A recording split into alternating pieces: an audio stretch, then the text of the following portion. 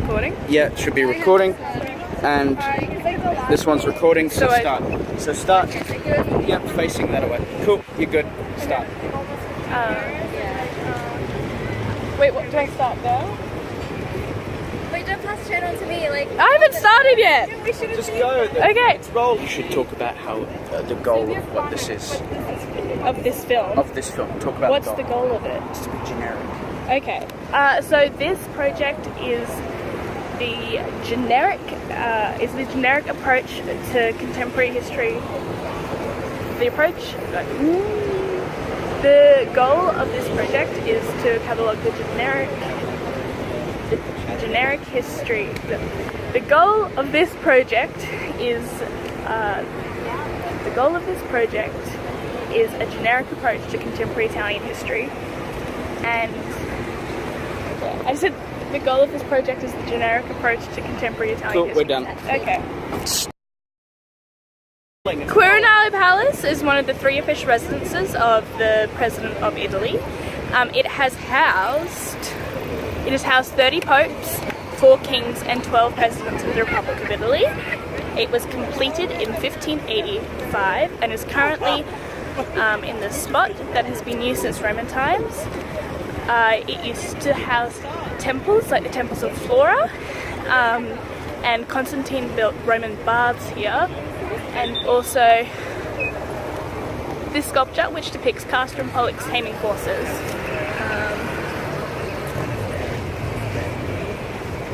Yep, done. where is the top part? Like, where's the opulent section? Is it that big? Shit, I hate how I look. Hold it lower. Yep. Okay. Side was designed by Domenico Fontana, and there's a great chapel. The great chapel designed by Carlo Maddeno, and then you have the frescoes inside the main chapel, which are done by Guido Reni and also by Melozzo da Forli. And the palace composes of the main building, which is that apartment. You're not in the shot. Turn the camera so you're in the shot. I am in the shot, like partly. Keep going. Okay, so the top part, the opulent apartments, the imperial apartments, were used to house the monarchs, or it was used for monarchs for the foreign heads of state. So they lived in the top imperial apartments, which I think we won't see up here. So, one of the kings that lived here would have been Victor Emmanuel III, who was the second last king of Italy. He reigned from 1900 to 1946. He passed the crown on to his son, who only reigned for a very brief amount of time before the rule of Mussolini. Victor Emmanuel III abdicated in hope to regain the public support of an Italian monarch, but that was not successful. And then for the rest of his life he lived in exile in Alexandria in Egypt.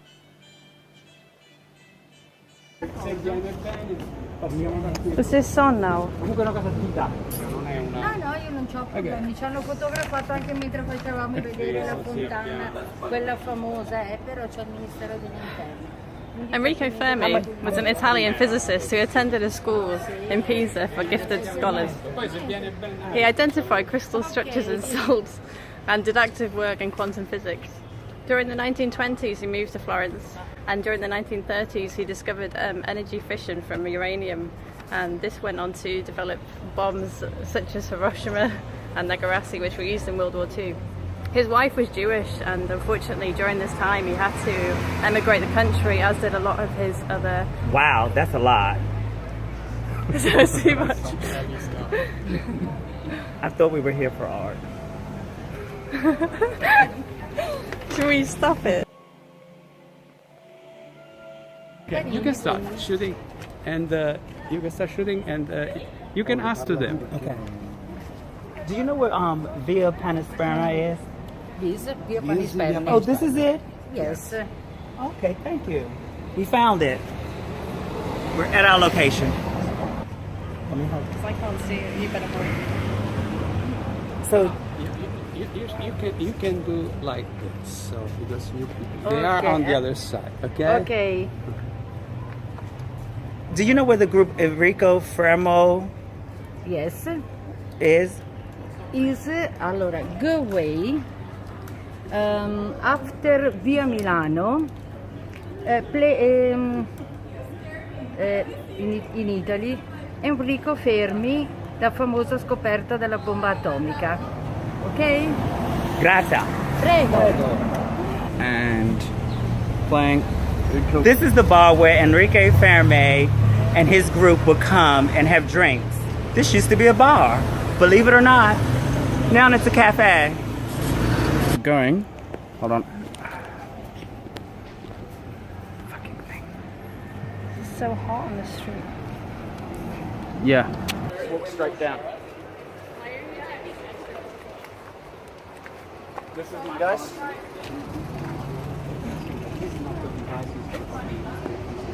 Hey, no, get me out of this. Put my face in there. You're on camera. Can you shoot that?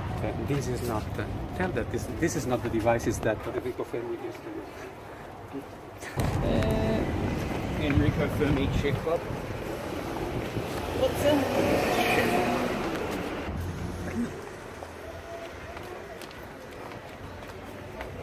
It's quite cool that angle. Oh, this feels much better. Right, I don't want to be. Right behind you. You can even so you can stop now. GACIH. And for GACIH, okay. And for GACIH, Japanese people, okay. For GICAH, via punishment. No, you are too shy. Now you. I gotta see those letters. What are they? Too shy. I don't know them. GICAH. GACIH. G-I? G-I-C? I don't know what that is. G-I-C-I-H. Oh, G-I-C-I-H. Via Panisperna. Yeah. Can you do by yourself? Do you want to go first or? Please repeat what. And now for J. Okay. What was the acronym? Because like my brain is completely the shut off. acronym? G. Now you know it. GEAIH. GACIH. GACIH. GACIH. Okay. G. Is this filming? Yes, it is. Okay. Now we can go. You will be alone here. We walk. Okay. We wait. Beautiful. Yeah, gotta have shading. Gotta have detail.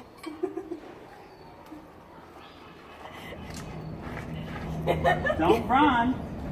That makes you look more guilty. Maybe. This is insert acronym here. We are at... GACIH. Yes, that thing. It is late in the day. We are all exhausted and tired, and we are still here. This is secret passageway leading us down into Piazza Venezia and the Forum. As you can see, it is very, very quiet. Something, something, something. Tired. Seriously, like I'm having just complete... So you can see the Mussolini balcony from this way over here.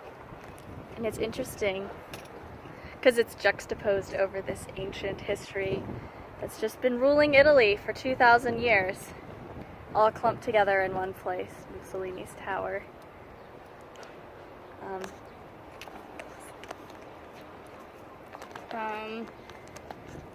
So this is the piazza where everyone gathered for Mussolini to make his speeches and his declarations of war in the 30s and 40s. But now, as you can see, it's full of traffic and tourism, not the chanting fascists. So nothing has changed. So you can see over there the funny looking building. That's where Mussolini made all of his speeches. We have Trajan's column down there. And then this is the Vittorio Emanuele II building, better known as the typewriter, aka the, oh shit, what was the other one? Telephone? Wedding cake. Wedding cake, the telephone, and the urinal. Which is perfectly suiting for fascism because it's full of shit. Don't know how that makes sense. I guess that building right there, the orange one, is the building where Mussolini stood to give all of his speeches. It was originally a medieval building to house bishops, and then it became papal residency. And then Mussolini, after it was a couple of embassies, Mussolini decided to put his offices in there, and that's why he gave so many of his speeches in there. And they actually discovered one of his secret bunkers underneath there, but it was so secret they didn't discover it until like 2010. 2010. It wasn't even finished anyway. So it's the secret shitty bunker. The secret shitty bunker of Mussolini is under that shitty building. Yeah. The end. Can we stop it? Yeah. And yeah. Now it's filming. So just Okay. So this is Piazza Venezia, and it's named after the Republic of Venice because this building was, after it was originally constructed as housing for the cardinals, it was converted to a papal palace, and then after that it was given by Pope Pius IV to the Republic of Venice to be their embassy. And so this plaza is named for the Republic of Venice, and the Church of San Marco is on the other side of this building, and that is relevant because San Marco is the patron saint of the city of Venice. okay, so it's filming. You guys are on. So this is the Palazzo Montecitorio, which is the Italian Parliament. The architect of the building was Gian Lorenzo Bernini, and he started the building, but the Pope that commissioned the building passed away, so it was actually finished by the architect Carlo Fontana, who basically he modified Bernini's plan a little bit. And then only after the unification of Italy in 1861 and the transfer to the capital to Rome in 1870 did it become a government building. So the Italian Constitution basically... What? Go ahead. What? He was trying to give you a direction, but you never looked at him. I don't... I don't know what he was trying to do. Just keep going. Okay. Yeah, right? Do what? Just keep going. Just talk and follow my instruction. And like we're gonna like move around, okay? Okay. Just keep... So, the Parliament does a lot of things kind of based on the Italian Constitution, which basically states that the citizens rule. It's kind of like the American Constitution, but there's more focus, I think, in the Constitution on social and economic class, whereas the American Constitution, that's much later in the amendments. It's the very first thing in the amendments in the Italian Constitution.